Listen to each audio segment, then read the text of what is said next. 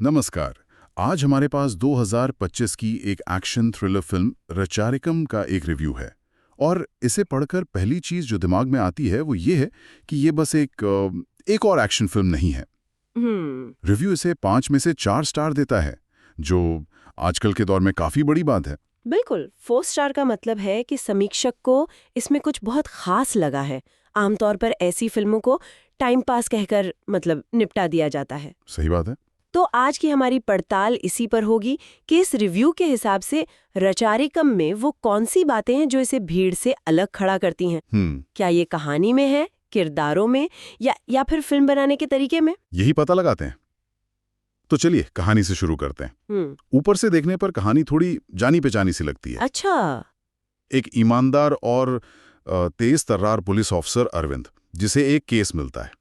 Case छोटा लगता है, पर जैसा कि ऐसी कहानियों में होता है, वो एक बहुत बड़े आपराधिक और राजनीतिक साजिश के जाल में उलझता जाता है। हाँ, ये फॉर्मूला तो हमने कई बार देखा है, लेकिन यहाँ दिलचस्प बात यह है कि रिव्यू के मुताबिक फिल्म इस फॉर्मूले को तोड़ती है। कैसे? उसमें एक लाइन लिखी है, मोड़ पर मोड़ आते हैं। ये बताता है कि कहानी सीधी लकीर पर नहीं चलती। अच्छा। मुझे लगता है कि आज के दर्शक बहुत स्मार्ट हो गए।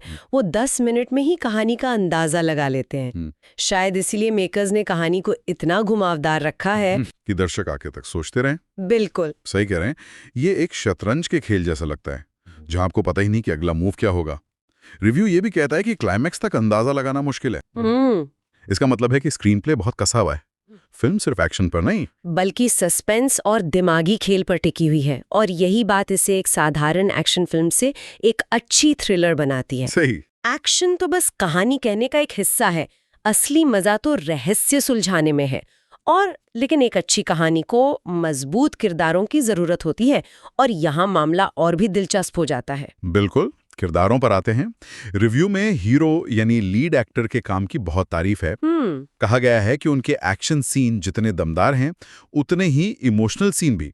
मतलब वो सिर्फ एक एक्शन हीरो नहीं है जो मशीन की तरह गोलियां चला रहा हो। हाँ, और यही बात इसे आज की कई एक्शन फिल्मों से अलग करती है।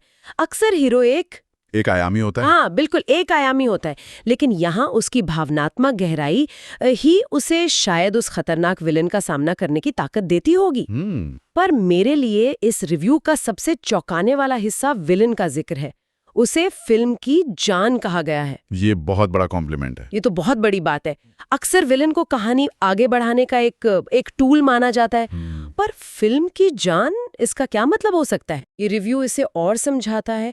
वो कहता है कि विलन की शांत लेकिन खौफनाक मौजूदगी स्क्रीन पर हावी रहती है। ओहो। अब इस पर सोचिए, ये कोई चीखने चिल्लाने वाला विलन नहीं है जो बड़ी बड़ी धमकियां देता है। नहीं। ये वो विलन है जो शायद कुछ बोले बिना ही अपनी आंखों से डर पैदा कर दे। ये आजकल एक ट्रेंड सा बन गया है। हाँ, है तो। दर्शक अब ऐसे विलन देखना चाहते हैं जो दिमागी तौर पर हीरो को चुनौती दे, ना कि सिर्फ शारीरिक तौर पर।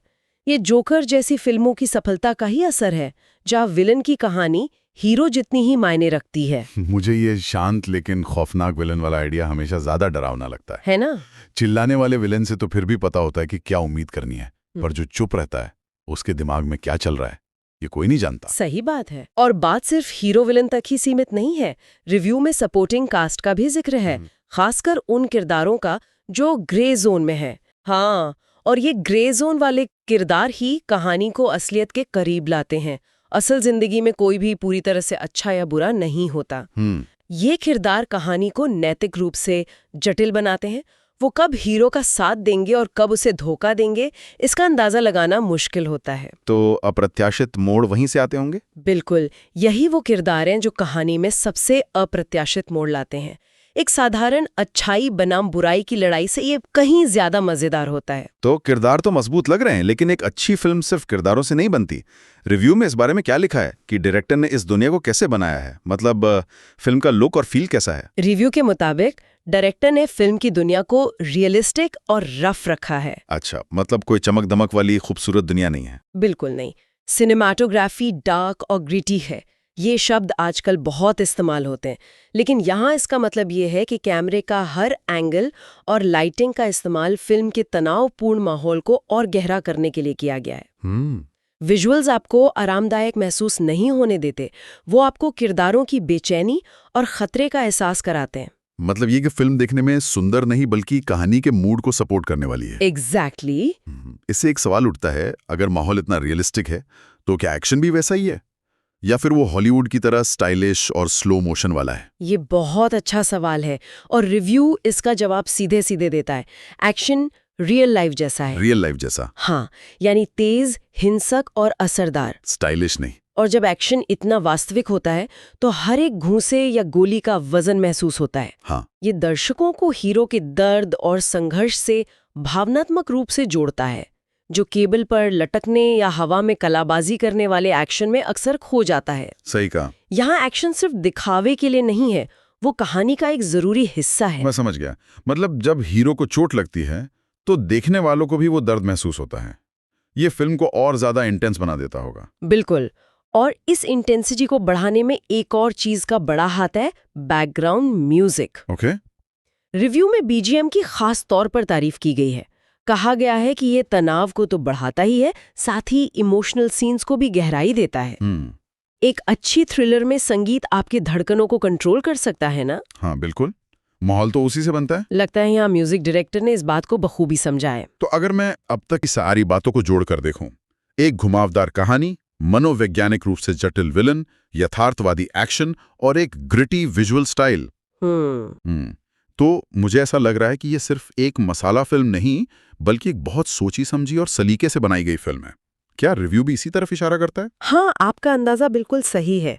ये सारी चीजें मिलकर एक बहुत मजबूत पैकेज बनाती हैं। लेकिन एक अच्छे रिव्यू की तरह इसमें सिर्फ तारीफें ही नहीं है। अच्छा। एक संतुलित नजरिया भी है, कुछ कमियों का भी जिक्र है। अच्छा, तो कहाँ कमी रह गई? रिव्यू के मुताबिक कुछ सीन्स जरूरत से ज्यादा लंबे खिंच गए हैं। ओके। और दूसरे हाफ में फिल्म की रफ्तार कहीं कहीं थोड़ी धीमी हो जाती है। ये एक आम समस्या है, खासकर जब कहानी बहुत जटिल हो। हाँ, कभी कभी डायरेक्टर को लगता है कि दर्शकों को सब कुछ समझाने के लिए ज्यादा समय लेना जरूरी है और इसी चक्कर में पेस गड़बड़ा जाता है। लेकिन जिस तरह से आप बता रही हैं, ये कोई बहुत बड़ी खामी नहीं लगती। ऐसा लगता है कि फिल्म के मजबूत पक्ष इन छोटी मोटी कमियों पर भारी पड़ते हैं। बिल्कुल, रिव्यू का ओवरऑल टोन बहुत ही पॉजिटिव है। ये कमियां परफेक्शन से बस एक छोटी सी चूक जैसी लगती हैं, न कि कोई ऐसी गलती जो फिल्म का मजा किरकिरा कर दे। 4 स्टार की रेटिंग इसी बात का सबूत है।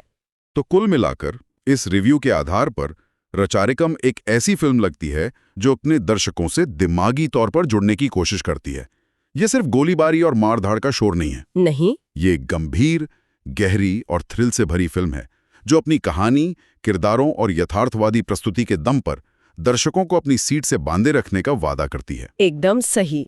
और इस चर्चा को खत्म करने से पहले मैं एक आखिरी बात पर ध्यान दिलाना चाहूंगी जो मुझे इस रिव्यू में सबसे ज्यादा सोचने पर मजबूर कर गई। बताइए। रिव्यू के अंत में एक लाइन है जो कहती है कि ये फिल्म इंसानी मन, बदले और न्याय के संघर्ष की कहानी है। वाह!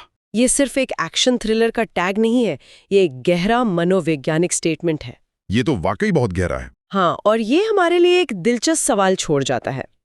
क्या आज के दौर में एक्शन थ्रिलर फिल्मों की सफलता का पैमाना बदल रहा है? क्या अब सिर्फ स्टाइलिश एक्शन, बड़े धमाके और विदेशी लोकेशंस ही दर्शकों को खींचने के लिए काफी हैं? या फिर रसिया रचिकम जैसी फिल्में एक नए ट्रेंड की ओर इशारा कर रही हैं? कैसा ट्रेंड? जहां दर्शक यथार्थवादी एक्शन के साथ साथ किरदारों के अंदर चल रहे मनोवैज्ञानिक संघर्ष को भी देखना और समझना चाहते हैं, जहां एक्शन कहानी से उपजे गुस्से या हताशा का नतीजा हो, न कि सिर्फ एक कोरियोग्राफ किया हुआ डांस। मुझे लगता है कि इस सवाल का जवाब आने वाले समय में हमें और भी फिल्मों में देखने को मिलेगा।